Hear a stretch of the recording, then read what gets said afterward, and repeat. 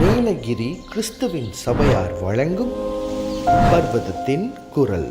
இது சத்தியத்தின் குரல்.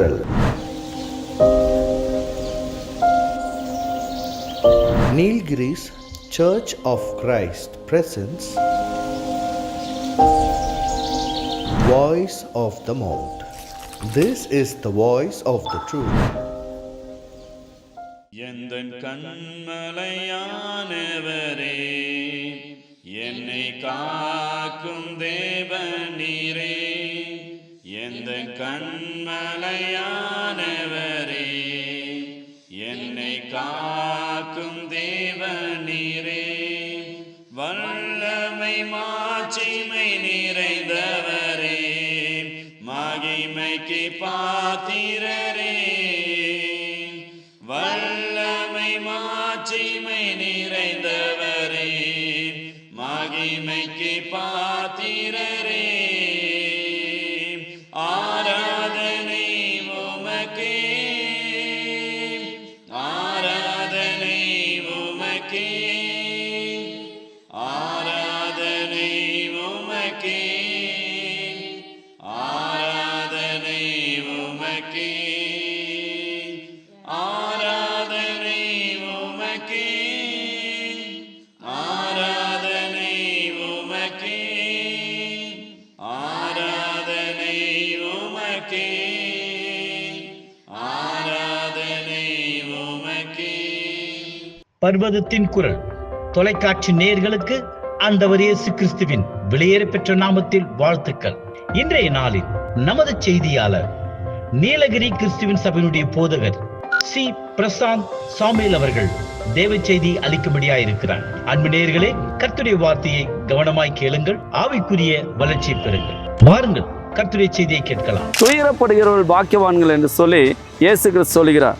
அப்படின்னா இந்த உலக வாழ்க்கையை நாம் பார்க்கும்போது அநேகர் தேவனுடைய பிள்ளைகளுக்கு இந்த உலகத்துல பாடுகள் இருக்கிறது, வேதனைகள் இருக்கிறது, துயரங்கள் இருக்கிறது, துக்கங்கள் இருக்கிறது.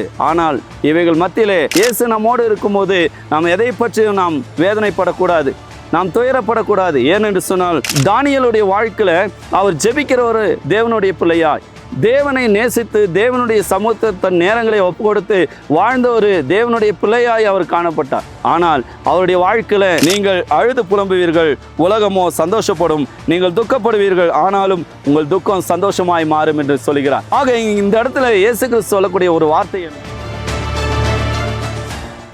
கிறிஸ்துவுக்குள் பிரியமான தேவனுடைய பிள்ளைகளே, உங்கள் யாவரையும் இயேசு கிறிஸ்துவின் இனிய நாமத்தினாலே நான் உங்களை வாழ்த்துகிறேன். தேவன் நமக்கு கொடுத்த இந்த வாய்ப்பில் தேவனுடைய வசனத்தை சற்று நாம் கவனிக்க நம்முடைய மனதை நாம் பிரயோகப்படுத்துவோமாக. இந்த நாளிலே ஆண்டவராய் இயேசு கிறிஸ்துவனுடைய மலை பிரசங்கத்தில் அவர் குறிப்பிட்ட சில விஷயங்களை, யாரெல்லாம் பாக்கியவான்கள் என்ற வரிசை பட்டியலை இயேசு கிறிஸ்து தம்முடைய ஜனங்களுக்கு அவர் விவரித்து சொன்னார். அதில் நாம் பார்க்கும்பொழுது துயரப்படுகிறவர்கள் பாக்கியவான்கள் என்று மத்தேயு எழுதின சுவிசேஷம் 5ஆம் அதிகாரம் 4ஆம் வசனத்தில் சொல்லப்பட்டிருக்கிறது. ஆக இந்த உலகத்திலே அநேக மக்கள் நினைக்கிற ஒன்று, சந்தோஷமா இருக்கணும், துக்கம் வரவே கூடாது, வேதனையே இல்லாத ஒரு வாழ்க்கை நான் வாழணும்னு சொல்லி ஜனங்க இன்றைக்கு நினைக்கிறதை நாம் பார்க்கிறோம். ஆனால் பரிசுத்த வேதாந்தத்துல ஆண்டவராய் இயேசு கிறிஸ்து குறிப்பிட்டு சொல்லும் பொழுது துயரப்படுகிறவர்கள் பாக்கியவான்கள் என்று சொல்கிறார். ஆக இந்த உலகத்துல சந்தோஷமா இருப்பது தான் நமக்கு நல்லது என்று நினைக்கின்றோம். ஆனால் துயரப்படுவது நல்லது என்று இயேசு கிறிஸ்து நமக்கு சொல்கிறார். இந்த உலக வாழ்க்கையில நாம் கஷ்டத்தின் மத்தியிலும் பாடுகள் மத்தியிலும் பலவிதமான பிரச்சனைகள் மத்தியிலும் தேவனுக்குள்ளாக இருப்பது ஒரு பெரிய ஆசீர்வாதமாக இருக்கிறது. ஆக இயேசு கிறிஸ்து தன்னுடைய போதனையில துயரப்படுகிற பாக்கியவான்கள் அவர்கள் ஆறுதல் அடைவார்கள் என்று சொல்லி அங்கு அருமையான இயேசு கிறிஸ்துவனுடைய போதனையில் சொல்லப்படுகிறதை நாம் பார்க்கிறோம். சில நிலைகளில் இருக்கக்கூடிய மக்களை, சில சூழ்நிலைகள் மத்தியில் வாழக்கூடிய மக்களை அவர் பாக்கியவான்கள் என்று இயேசு குறிப்பிட்டு சொல்வதை நாம் பார்க்கிறோம். ஆக துயரப்படுகிறவர்கள் பாக்கியவான்கள் என்று சொல்லி இயேசு கிறிஸ்து சொல்கிறார். அப்படின்னா இந்த உலக வாழ்க்கையில் நாம் பார்க்கும்பொழுது அநேகர் சந்தோஷமாக இருப்பதை விரும்புகிறார்கள், மகிழ்ச்சியாக இருப்பதை விரும்புகிறார்கள், இன்னும் நல்ல வசதியாக இருக்க வேண்டும் என்று விரும்புகிறார்கள். எந்த ஒரு கஷ்டமும் தன்னுடைய வாழ்க்கையில் வரக்கூடாது என்பதை அவர்கள் விரும்புகிறார்கள். ஆனால் ஆண்டவராய் இயேசு கிறிஸ்துவனுடைய போதனை நீங்கள் பார்க்கும்பொழுது துயரப்படுகிறவர்கள் பாக்கியவான்கள், சில நேரத்தில் மனிதர் சொல்லுவாங்க அவங்களுக்கு கஷ்டமாக இருக்குது அப்படின்னா அது நல்லதுன்னு யாரும் சொல்ல மாட்டாங்க. கஷ்டம் வந்துருச்சுனாலே அவங்களுக்கு கெட்டது வந்துருச்சு, அல்லது அவங்க நேரம் சரியில்லை, அவங்களுடைய காலம் சரியில்லை, அவங்களுடைய வாழ்க்கை சரியில்லை, அவங்களுக்கு இப்படி கஷ்டம் வந்துருச்சு இப்படின்னாலாம் மக்கள் சொல்லுவாங்க. ஆனால் இயேசு கிறிஸ்து தன்னுடைய வாழ்க்கையில் சொல்லக்கூடிய ஒரு விஷயம், துயரப்படுகிறவர்கள் பாக்கியவான்கள், அவர்கள் ஆறுதல் அடைவார்கள் என்று சொல்லுகிறார். ஆக இந்த உலகத்தில் ஒவ்வொரு தேவனுடைய பிள்ளைகளும் தங்களுடைய வாழ்க்கையில் பலவிதமான பாடுகளை அனுபவித்து தான் தேவனுக்குள்ளாக வாழ்ந்திருக்கிறார்கள் என்பதை நாம் பரிசுத்த வேதாகமத்தில் நாம் பார்க்க முடியும். யோபு பரிசுத்தவானை குறித்து நாம் பரிசுத்த வேதாகமத்தில் பார்க்கும் பொழுது அவருடைய வாழ்க்கை அநேக விதமான சோதனைகளும் வேதனைகளும் துயரங்களும் கண்ணீர்களும் கவலைகளும் துக்கமும் அவருடைய வாழ்க்கையில் நடந்து கொண்டே இருந்தது. அவருடைய வாழ்க்கையினுடைய துவக்கத்திலிருந்து அவருடைய வாழ்க்கையில் ஒவ்வொரு நாளும் அந்த துயரமான ஒரு வாழ்க்கை, துயரமான நாட்களை கடந்து கொண்டிருந்தார். அப்படிப்பட்ட யோபுடைய வாழ்க்கையில் ஒரு நாள் தேவன் ஆறுதலை அங்கே கொடுத்தார் என்று நாம் பார்க்கிறோம். ஆக இன்னுமாக யோசேப்புடைய வாழ்க்கை குறித்து நாம் பரிசுத்த வேதாகமத்தில் பார்க்கும் பொழுது தன்னுடைய வாழ்நாட்களில் அதிகமாக ரொம்ப வேதனையும் கஷ்டமும் சிறைச்சாலையில் இன்னுமாக பலவிதமான வேதனைகள் மத்தியில் அவர் வாழ்ந்ததை நாம் பார்க்க முடியும். தன் சகோதரர்களால் புறக்கணிக்கப்பட்டதையும் தன் சகோதரர்களால் வெறுக்கப்பட்டதையும் ஒதுக்கப்பட்டதையும் அங்கு நாம் பார்க்க முடியும். ஆக ஒரு துயரம், எனக்கு யாருமே இல்லையே என்ற ஒரு துயரம் யோசேப்பினுடைய இருதயத்தில் இருந்தது. ஆனாலும் யோசேப்பை ஒரு நாளிலே தேவன் ஆறுதல் அடைய செய்தார். இப்படியாக பரிசுத்த வேதாகமத்தில் அநேகரை தேவன் ஆறுதல் செய்திருக்கிறார் என்று நாம் பார்க்கிறோம். தேவனுடைய பிள்ளைகளுக்கு இந்த உலகத்தில் பாடுகள் இருக்கிறது, வேதனைகள் இருக்கிறது, துயரங்கள் இருக்கிறது, துக்கங்கள் இருக்கிறது. ஆனால் இவைகள் மத்தியிலே நாம் தேவனை சார்ந்து நாம் நிற்க வேண்டும். இதை குறித்து ஏசியா தீர்க்கதரிசன புத்தகத்தில் வாசிக்கும் பொழுது 61ஆம் அதிகாரம் 2வது வசனத்தில் வாசிக்கும் பொழுது கர்த்தருடைய அனுக்கிரக வருஷத்தையும் நம்முடைய தேவன் நீதியை சரிக்கட்டும் நாளையும் கூறவும் துயரப்பட்ட அனைவருக்கும் ஆறுதல் செய்யவும் என்ற அங்கு தீர்க்கதரிசனம் மூலமாக சொல்லப்படுகிறது. ஆக தேவனுடைய பிள்ளைகளுடைய வாழ்க்கையில் அவர்கள் கர்த்தருடைய அந்த அனுக்கிரக வருஷத்தையும் நம்முடைய தேவன் நீதியை சரிக்கட்டும் நாளை கூறவும் துயரப்பட்ட அனைவருக்கும் அவர் ஆறுதல் செய்யக்கூடியவராக இருக்கிறார். ஏசாயா 51ஆம் அதிகாரம் 11வது வசனத்தை வாசிக்கும் போது அப்படியே கர்த்தரால் மீட்கப்பட்டவர்கள் ஆனந்த களிப்புடன் பாடி சியோனுக்கு திரும்பி வருவார்கள், நித்திய மகிழ்ச்சி அவர்கள் தலையின் மேல் இருக்கும், அங்கு சஞ்சலமும் தவிப்பும் ஓடிப்போம் என்று அங்கு சொல்லப்படுகிறதை நாம் பார்க்கிறோம். ஒரு நித்திய மகிழ்ச்சியை தேவன் தரப்போகிறார். அவருடைய பிள்ளைகளுடைய வாழ்க்கையில் கர்த்தரால் மீட்கப்பட்டவர்கள் அவர்கள் ஆனந்த களிப்புடன் பாடி சியோனுக்கு திரும்பி வரும்பொழுது அவருடைய வாழ்க்கையில் ஒரு நித்திய மகிழ்ச்சி உண்டாகும், நித்திய சமாதானம் உண்டாகும், நித்திய ஆறுதல் உண்டாகும் என்று அங்கு சொல்கிறார். ஆக சஞ்சலமும் தவிப்பும் அவருடைய வாழ்க்கையிலே ஓடி போகும் என்று ஏசாயா தீர்க்கதரிசனம் மூலமாக அங்கு சொல்லப்படுகிறதை நாம் பார்க்கிறோம். அதே ஏசாயா தீர்க்கதரிசன புத்தகம் 66ஆம் அதிகாரம் 10ஆம் வசனத்தை வாசிக்கும் பொழுது எருசலேமை நேசிக்கிற நீங்கள் எல்லாரும் அவளோடு கூட சந்தோஷப்பட்டு அவளை குறித்து களி கூறுங்கள், அவள் நிமித்தம் துக்கித்திருந்த நீங்கள் எல்லாரும் அவளோடு கூட மிகவும் மகிழுங்கள். ஆக இந்த உலகத்தில் நமக்கு கஷ்டம் மட்டும்தான் நம்முடைய வாழ்க்கை, நம்முடைய வாழ்க்கையிலே வேதனை மட்டும்தான் நம்முடைய வாழ்க்கை என்று நினைக்காதபடிக்கு நம்முடைய நாட்களில் நம்முடைய வேதனைக்கு தக்கதான ஒரு சமாதான நாட்களை தேவன் தரப்போகிறார். நாம் வேதனை கண்ட வருஷங்களுக்கு சரியாய் நம்மை மகிழ்ச்சியாக்க போகிறார். தாவீது சொல்லும் பொழுது சங்கீத புத்தகத்தில் வாசிக்கிறோம், நாங்கள் துன்பத்தை கண்ட வருஷங்களுக்கு சரியாய் எங்களை மகிழ்ச்சியாக்கும் என்று தாவீது தேவ சமூகத்தில் ஜெபிக்கிறதை நாம் பார்க்கிறோம். ஆக நம்முடைய வாழ்க்கையில் எப்பேற்பட்ட துன்பத்தின் நாட்கள் இருந்தாலும் அவைகளை ஒரு நாளிலே தேவன் சந்தோஷமாய் மாற்றக்கூடியவராக இருக்கிறார். ஆக துயரப்படுகிறவர்கள் வேதனைப்படுகிறவர்கள் பாக்கியவான்கள் என்று இயேசு சொல்கிறார். அப்படிப்பட்டவர்கள் தேவனாலே ஆறுதலையும் பெறுவார்கள் என்று அருமையான வேதத்தில் நாம் வாசிக்கின்றோம். யாக்கோபு அப்போஸ்தலன் குறிப்பிடும் பொழுது அங்கு 4ஆம் அதிகாரம் 9ஆம் வசனத்தை சொல்லும் பொழுது நீங்கள் துயரப்பட்டு துக்கித்து அழுங்கள், உங்கள் நகைப்பு துக்கிப்பாகவும் உங்கள் சந்தோஷம் சஞ்சலமாகவும் மாறக்கடுவது என்று அங்கு சொல்கிறார். ஆக தேவனுடைய பிள்ளைகள் வழிமாறி போகும்போது, தேவனுடைய பிள்ளைகள் ஆண்டவருடைய காரியத்தை விட்டு வழி விலகி போகும்போது அவர்களுடைய அந்த நகைப்பு துக்கிப்பாக மாறும். தேவனுடைய சமூகத்தை விட்டு விலகக்கூடியவர்கள், தேவனை மறக்கக்கூடியவர்கள், தேவனுக்கு விரோதமாக எழும்புகிறவர்கள், பேசுகிறவர்கள், இந்த உலகத்தில் அஞ்ஞானிகளைப் போல வாழக்கூடியவர்கள், இவர்களுக்கு ஒரு நாளிலே அவருடைய சந்தோஷம் அங்கு துக்கமாக மாறப்போகிறது என்று அங்கு சொல்லப்படுகிறதை நாம் பார்க்கிறோம். ஆக உங்கள் நகைப்பு துக்கிப்பாகவும் உங்கள் சந்தோஷம் சஞ்சலமாக மாறக்கிறது என்று யாக்கோபு அப்போஸ்தலன் குறிப்பிடுவதை நாம் பார்க்கிறோம். மத்தேயு எழுதின சுவிசேஷம் 9ஆம் அதிகாரம் 15வது வசனத்தில் அதற்கு இயேசு மணவாளன் தங்களோடு இருக்கையில் மணவாளனுடைய துயரப்படுவார்களோ. ஆக இயேசு கிறிஸ்து நம்முடைய மணவாளனாக இருக்கிறார், நாம் அவருடைய மணவாட்டியாய் நாம் இருக்கிறோம். ஆண்டவரை இயேசு கிறிஸ்துவனுடைய ஒரு உடன் பிறவா, அதாவது உடன் இருக்கக்கூடிய ஒரு சகோதரர்களாக, இயேசு கிறிஸ்துவோடு இருக்கக்கூடிய ஒரு சகோதரிகளாக, நம்முடைய மூத்த சகோதரனாக இயேசு கிறிஸ்து நம்மோடு கூட இருக்கும் பொழுது நாம் எதற்கு நாம் பயப்பட வேண்டும்? எதற்கு நாம் அஞ்ச வேண்டும்? எதற்கு நாம் கலங்க வேண்டும்? பிரியமான தேவனுடைய பிள்ளைகளே, மத்தேயு எழுதின சுவிசேஷம் 9ஆம் அதிகாரம் 15வது வசனம் சொல்கிறது, அதற்கு இயேசு மணவாளன் தங்களோடு இருக்கையில். இயேசு நம்மோடு இருக்கும்போது நாம் பயப்படவே கூடாது. இயேசு நம்ம கூட இருக்கும்போது நாம் கலங்கவே கூடாது. இயேசு நம்மோடு இருக்கும்போது நாம் எதை பற்றியும் நாம் வேதனைப்படக்கூடாது, நாம் துயரப்படக்கூடாது. ஏனென்று சொன்னால் மணவாளன் தங்களோடு இருக்கையில் மணவாளனுடைய தோழர் துயரப்படுவார்களோ.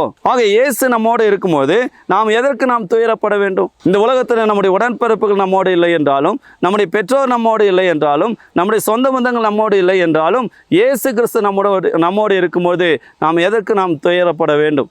யோசித்து பார்க்க வேண்டும் பிரியமானவர்களே. ஆக மணவாளன் தங்களோடு இருக்கையில் அங்கு மணவாட்டி என்ன செய்யக்கூடாது? துயரப்படக்கூடாது என்று அங்கு சொல்லப்படுகிறதை நாம் பார்க்கிறோம். அவருடைய தோழர்களாக, மணவாளனுடைய தோழர்களாக நாம் இருக்கிறோம். ஆகவே நாம் துயரப்படக்கூடாது என்பதை நாம் அங்கு பார்க்கிறோம். ஆக அவளை விட்டு எடுபடும் நாட்கள் வரும், அப்பொழுது உபவாசிப்பார்கள் என்று அங்கு சொல்கிறதை நாம் பார்க்கிறோம். ஆக தானியேல் தீர்க்கதரிசன புஸ்தகத்துக்கு நேராக நம்முடைய கவனத்தை திருப்பும் பொழுது தானியேல் புஸ்தகம் 6ஆம் அதிகாரம் 20ஆம் வசனத்தை நாம் வாசிக்கிறோம்.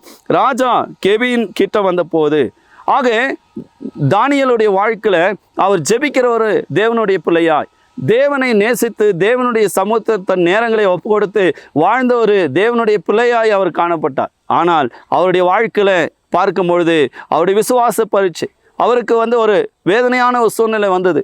தேவனை தேடினது நிமித்தமாக, தேவனுடைய சமூகத்தில் ஜெபித்தது நிமித்தமாக அவரை சிங்க கெபியில கொண்டு போய் தூக்கி எறிந்தார்கள். ராஜாவினிடத்தில் கட்டளை வாங்கி கொண்டு அவரை சிங்க கெபியிலே அவரை தூக்கி எறிந்தார்கள் என்று நாம் பார்க்கிறோம். அப்படிப்பட்ட ஒரு நிலையிலும் தேவன் அந்த தானியேலை அங்கு காப்பாற்றினார் என்று நாம் பார்க்கிறோம். ஆக தானியேல் புஸ்தகம் 6ஆம் அதிகாரம் 20ஆம் வசனத்தை வாசிக்கிறோம். ராஜா கெபின் கிட்ட வந்த போது, ஒரு நாள் இரவு முழுசும் முடிஞ்சு காலையில் வந்து பார்க்குறார். கெபின் கிட்ட வந்த போது துயர சத்தமாய் தானியேலை கூப்பிட்டு, தானியேலே, ஜீவனுள்ள தேவனுடைய தாசனே, நீ இடைவிடாமல் ஆராதிக்கிற உன் தேவன் உன்னை தப்புவித்தாரா என்று கேட்டு, உன் சிங்கங்களுக்கு தப்புவிக்க வல்லவராய் இருந்தாரா என்று தானியேலை அந்த ராஜா கேட்டதை நாம் பார்க்கிறோம். ஆக தேவனுடைய பிள்ளைகளை அவங்களுடைய துயரத்தின் மத்தியில், அவருடைய வேதனை மத்தியில் தேவன் அவளை மீட்டெடுக்கக்கூடியவராக இருக்கிறார், அவளை காப்பாற்றக்கூடிய தேவனாக இருக்கிறார். ஆக அந்த ராஜா பாருங்க, துயர சத்தமாய் தானியேலை பார்த்து கேட்கிறாரு, உன் தேவன் சிங்கங்களின் வாய்க்கு உன்னை தப்புவித்தாரா என்று அங்கு கேள்வி கேட்பதை நாம் பார்க்கிறோம். தப்புவிக்க வல்லவராய் இருந்தாரா என்று அங்கு சொல்வதை நாம் பார்க்கிறோம். ஆக இந்த இடத்துல நாம் பார்க்கிறோம், அந்த நேரத்தில் தானியேலுடைய வாழ்க்கையில் ஏற்பட்ட இந்த துயரத்துக்கு பதிலாக தேவன் அங்கு சந்தோஷத்தை கொடுக்கிறதை நாம் பார்க்கிறோம், ஆனந்த தைலத்தை கொடுக்கிறதை நாம் பார்க்கிறோம், ஒரு மகிழ்ச்சியை கொடுக்கிறதை நாம் பார்க்கிறோம், ஒரு சமாதானத்தை தேவன் கொடுக்கிறதை நாம் பார்க்கிறோம். ஆக துயரப்படுகிறவர்கள் பாக்கியவான்கள், அவர்கள் ஆறுதல் அடைவார்கள். ஆக கலங்கி நின்ற தானியேலுடைய வாழ்க்கையில் ஒரு ஆறுதலை தேவன் தருகிறார். சிங்கங்களின் கெபியில இந்த தூக்கி எடுத்து அந்த தானியேலுக்கு அங்கு பிறகு ஆறுதலையும் தைரியத்தையும் உற்சாகத்தையும் தேவன் கொடுக்கிறதை நாம் பார்க்கிறோம். ஆக இன்றைக்கு அநேகருடைய வாழ்க்கையில் இந்த துக்கங்களும் துயரங்களும் பிரச்சனைகளும் வேதனைகளும் சோதனைகளும் நமக்கு வரும்பொழுது அவைகள் மத்தியிலே நாம் கலங்கவே கூடாது. ஒருவேளை நாம் துயரப்பட்டாலும் நம்மை தேவன் ஒரு நாளிலே அவர் ஆறுதல் படுத்தக்கூடியவராக இருக்கிறார் என்று நாம் பார்க்கிறோம். யோவான் எழுதின சுவிசேஷம் 16ஆம் அதிகாரம் 20வது வசனத்தை நாம் வாசிக்கும் போது, மெய்யாகவே மெய்யாகவே நான் உங்களுக்கு சொல்லுகிறேன், நீங்கள் அழுது புலம்புவீர்கள், உலகமோ சந்தோஷப்படும், நீங்கள் துக்கப்படுவீர்கள், ஆனாலும் உங்கள் துக்கம் சந்தோஷமாய் மாறும் என்று சொல்கிறார். ஆக இந்த இடத்துல இயேசு கிறிஸ்து சொல்லக்கூடிய ஒரு வார்த்தை என்ன? உங்கள் துக்கம் சந்தோஷமாய் மாறும், உங்களுடைய வேதனைகள் அது சந்தோஷமாய் ஒரு நாளில் மாறும் என்று சொல்கிறார். ஆக கர்த்தருடைய பிள்ளையுடைய வாழ்க்கையில துக்கம் மாத்திரமே வாழ்நாட்கள் முழுவதும் என்பது நிரந்தரம் கிடையாது. ஒரு நாளிலே அந்த நிரந்தரமான துக்கத்தையும் அங்கு தேவன் மாற்றி அங்கு நிரந்தரமான ஒரு சமாதானத்தையும் ஆறுதலையும் தேவன் தரக்கூடியவராக இருக்கிறார். ஆக உங்கள் துக்கம் சந்தோஷமாய் மாறும் என்று இயேசு கிறிஸ்து துயரப்படுகிறவர்களை பார்த்து அங்கு சொல்லுகிறதை நாம் பார்க்கிறோம். ஆக ஏசாயா 25ஆம் அதிகாரம் 8ஆம் வசனத்தை நாம் பார்க்கும்போது, அவர் மரணத்தை ஜெயமாக விளங்குவார், கர்த்தராகிய தேவன் எல்லா முகங்களிலும் இருந்து கண்ணீரை துடைத்து தமது ஜனத்தின் நிந்தையை பூமியில் இராதபடிக்கு முற்றிலும் நீக்கி விடுவார், கர்த்தரே இதை சொன்னார் என்று அங்கு நாம் வாசிக்கின்றோம். ஆக அநேகருடைய முகங்களில் இருக்கக்கூடிய அந்த கண்ணீரை துடைக்கிற ஒரு தேவன், அவளை ஆறுதல் படுத்துகிற தேவன், அவளுடைய துயரத்திலிருந்து அவளை மீட்டெடுக்கிற ஒரு தேவன். ஆக எல்லா முகங்களிலிருந்தும் ஒரு நாளிலே அந்த துயரத்தை நீக்குவதற்கு தேவன் வரப்போகிறார். தம்முடைய பிள்ளைகளிடத்தில் வரப்போகிறார். தம்முடைய பிள்ளைகளுடைய கண்ணீரை அவர் துடைக்கப் போகிறார். அவர்களை ஆறுதல் படுத்த போகிறார் என்று நாம் பார்க்கிறோம். ஆக இந்த அருமையான நாளிலே இந்த கர்த்தருடைய வசனத்தை கேட்கிற உங்களுடைய வாழ்க்கையிலும் என்னுடைய வாழ்க்கையிலும் நமக்கு துயரம் என்பது நிரந்தரமானது அல்ல. நம்முடைய துயரத்தையும் ஒரு நாளிலே தேவன் ஆறுதலை கொடுத்து நம்மை இந்த துயரத்திலிருந்து மீட்டெடுக்கக்கூடிய ஒரு தேவனாய் இருக்கிறார். ஆக இந்த அருமையான நாளிலே இந்த வசனத்தை கவனிக்கிற உங்களுடைய வாழ்க்கையில கூட நீங்கள் துயரப்பட்டு கொண்டு இருக்கலாம், கண்ணீர் விட்டு அழுது கொண்டு இருக்கலாம், வேதனையோடு வாழ்ந்து கொண்டு இருக்கலாம். பல வேளைகளிலே இந்த வாழ்க்கை எதற்கு என்று சொல்லி நீங்கள் ஒருவேளை யோசித்து கொண்டு இருக்கலாம். என் வாழ்க்கை முழுசும் நான் கண்ணீரிலே என் வாழ்க்கை கடந்து விட்டது என்று நினைக்கலாம். என்னை மீட்டெடுக்க, என்னை காப்பாற்ற ஒருவரும் இல்லை என்று நீங்கள் நினைக்கலாம். ஆனால் ஆண்டவராய் இயேசு கிறிஸ்து ஒருவர் இருக்கிறார். அவர் உங்களுடைய வாழ்க்கையில துயரப்படுகிற உங்களை ஆறுதல் செய்ய போகிறார். வேதனைப்படுகிற உங்களை ஒரு நாளிலே அவர் ஆறுதல் செய்து சமாதானப்படுத்த போகிறார். ஆக இந்த அருமையான நாளிலே இந்த வசனத்தை கேட்ட உங்களுடைய வாழ்க்கையில தேவன் துயரப்படுகிற உங்களுக்கு தம்முடைய ஆறுதலை கொடுத்து உங்களை தைரியப்படுத்த போகிறார். ஆக கலங்காதீர்கள், திகையாதீர்கள். உங்களுடைய தேவன் உங்களோடு கூட இருக்கிறார். இந்த அருமையான நாளில் இந்த வசனத்தை கேட்ட உங்களுடைய வாழ்க்கையில தேவன் ஆறுதலையும் சமாதானத்தையும் தைரியத்தை கொடுத்து உங்களை நித்திய காலமாக அவர் வழிநடத்த போகிறார். ஆக இந்த வசனத்தை கேட்ட உங்களுக்கு தாமே தேவன் அதிகமாக ஆசீர்வதிப்பாராக. பொறுமையோடு கேட்ட உங்களுடைய கவனத்திற்கும் நீங்கள் கவனித்த இந்த நேரங்களுக்கு தக்கதான ஆசீர்வாதத்தை தேவன் உங்களுக்கு தந்து வழிநடத்துவாராக. ஆமேன். உங்களுக்காக நான் ஒரு சிறிய ஜெபத்தை செய்து இந்த நாடைய செய்தியை நான் நிறைவு செய்ய போகிறேன். நாம் தலையை தாழ்த்தி நாம் ஜெபிப்போம். எங்களை நேசிக்கிற நல்ல பிதாவே, இந்த நல்ல நாளுக்காய் நன்றியோடு உம்மை ஸ்தோத்திரிக்கிறோம் அப்பா, உம்மை துதிக்கிறோம் அப்பா. இந்த வசனத்தை கவனித்த ஒவ்வொரு பிள்ளைகளுக்காக நாங்கள் பாரத்தோடு ஜெபிக்கிறோம். இந்த உலக வாழ்க்கையில கண்ணீரோடு பாரத்தோடு வேதனையோடு இருக்கிற பிள்ளைகளை நீர் ஆறுதல் படுத்த முடியாது நாங்கள் ஜெபிக்கிறோம். துயரப்படுகிறவர்களை ஆறுதல் படுத்த முடியாது ஜெபிக்கிறோம். வேதனைப்படுகிறவர்களை ஆறுதல் படுத்த முடியாது நாங்கள் ஜெபிக்கிறோம்ப்பா. அவருடைய முகங்களில் இருக்கக்கூடிய கண்ணீரை நீர் துடைக்க முடியாது நாங்கள் ஜெபிக்கிறோம்ப்பா. அவருடைய குடும்பத்தில் இருக்கக்கூடிய வறுமைகள், கஷ்டங்கள், பாரங்கள், வேதனைகள், உலகத்தினுடைய எல்லா விதமான நெருக்கங்கள், சோதனைகள், இன்னுமாக பலவிதமான சிக்கல்கள் எல்லாவற்றிலிருந்து உடைய பிள்ளைகளை விடுவித்து ஒரு சமாதானத்தை நீர் கொடுக்க முடியாது நாங்கள் ஜெபிக்கிறோம். தேவ கிருபையும் சமாதானம் உடைய பிள்ளைகளோடு கூட இருப்பதாக. துதி கன மகிமையாவும் நீர் எடுத்துக் கொள்ளுங்க. இயேசு கிறிஸ்துவின் தூய நாமத்தில் இவளை மன்றாடி வேண்டிக் கொள்ளும் நல்ல பிதாவே. ஆமேன், ஆமேன்.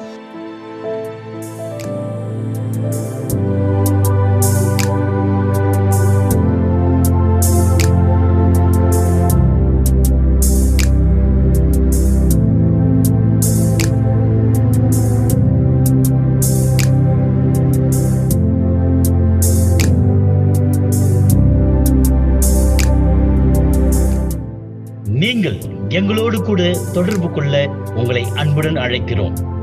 தொடர்பு கொள்ள வேண்டிய முகவரி: போதகர் C. Prashanth Samuel, Nilgiri church of Christ, mission hills, TDK road, Coonoor, Nilgiri மாவட்டம், தமிழ்நாடு. நீங்கள் ஒவ்வொரு ஞாயிற்றுக்கிழமை தோறும் புதிய ஏற்பாட்டின் உபதேசத்தின்படி ஞாயிறு காலை 9 மணிக்கு பொது தொழுகையும், 11 மணிக்கு சிறுவர் வேத வகுப்பும், ஞாயிறு காலை 11:30க்கு சகோதரிகள் ஐக்கிய கூட்டமும், ஒவ்வொரு ஞாயிற்றுக்கிழமை மதியம் 12 மணிக்கு மேல் மருத்துவமனை ஊழியமும், வாலிபருக்கான ஆலோசனை கூட்டமும் நடைபெறும். நீங்கள் எங்களோடு கூட தொடர்பு கொண்டு தேவனுடைய நாமத்தை மகிமைப்படுத்த அன்புடன் அழைக்கிறோம். கிறிஸ்துவின் சபையார் உங்களை வாழ்த்துகிறார்கள்.